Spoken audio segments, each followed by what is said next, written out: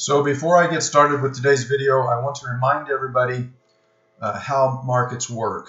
The further markets get stretched from the long-term norm, the more violently and sustainable the move tends to be once it moves back in the other direction.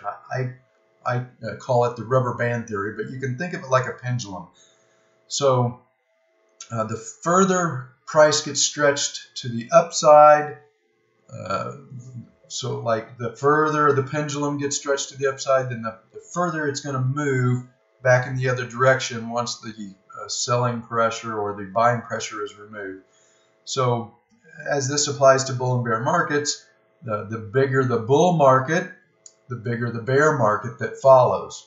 I think at some point we're going to see that in Bitcoin. This has been the largest bubble the world has ever seen. It's probably going to create one of the largest bear markets, or most destructive bear markets the world has ever seen. But moving on to what I want to talk about, the mining stocks have already experienced one of the most destructive bear markets in history.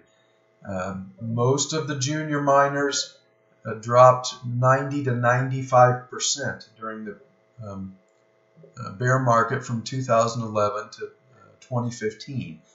And what I've got on the screen here is the gold to XAU ratio. Now, through most of history, that ratio has bounced around between 6 on the high side, which would be undervalued, to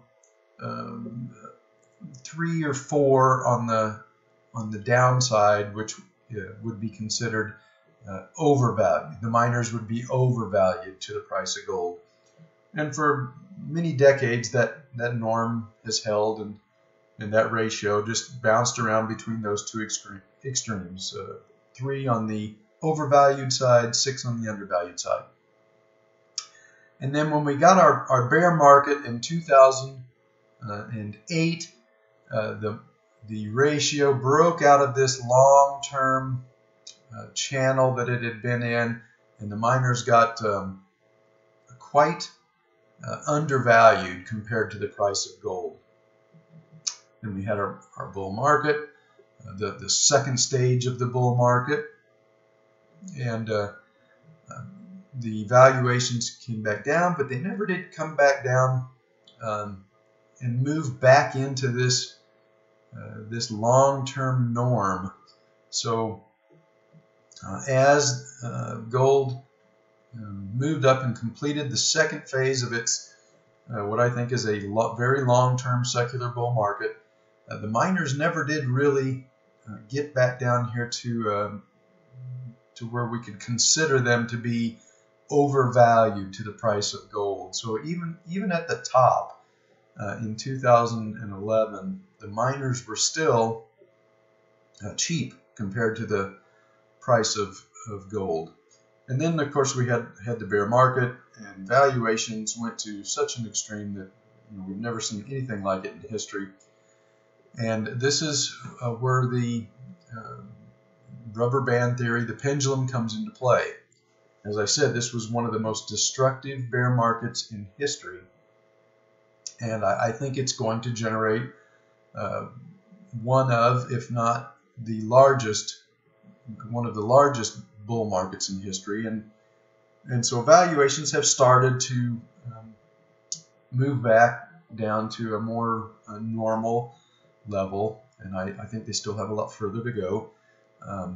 We've had this frustrating basing pattern all year long, and if you look at the chart here, the ratio looks like it's putting in just a little flag pattern, and I suspect once the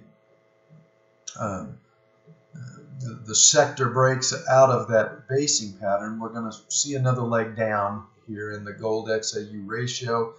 Maybe we come back down and get into this range right here that we were kind of in from the bottom in 2008 to that top in 20, well, where this ratio broke out here in 2013 when the bear market started in earnest. I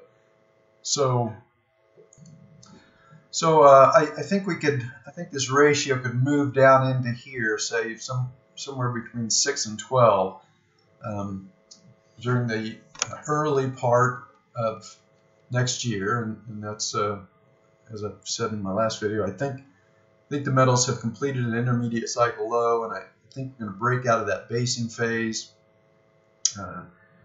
during the first half of 2018. So I would expect this ratio to break down out of this flag pattern that it's been in and drop down into this zone here, say between 6 and 12. So if we move to the gold chart, and let's say this intermediate cycle does what I think it's going to do. I think it's going to go above this intermediate high. I also think we're going to move above the baby bull high, at least marginally. So I'm not expecting a move to 1900. That would be too extreme. But I do think we can get to 1400 or maybe even 1500. That might be asking a little much. That's about 250 points, but I certainly think 1400 is attainable. So if we go back to our ratio screen and let's just estimate on the low side and say gold makes it to 1400. Well, if the gold XAU ratio can just make it to 10, that would push the XAU to about 140. If we get a little bit stronger move in the minors and the ratio moves down to 8, that would put the XAU at about 175. So now let's move over to the XAU chart. Okay, so assuming we only get to a ratio of 10 on the XAU to gold, that would put us at about 140, which would be a realistic level. You would think the price is going to have trouble getting through this resistance zone right here. It would also have to get through the top of the baby bull, which I think is definitely reasonable to expect a test of this level. And if we do get through that level, then there's basically no resistance until we get to here. So a move to 10 on the gold XAU ratio would take us to 140. I think that's the most likely target if we are ready to break out of this basing phase early in 2018.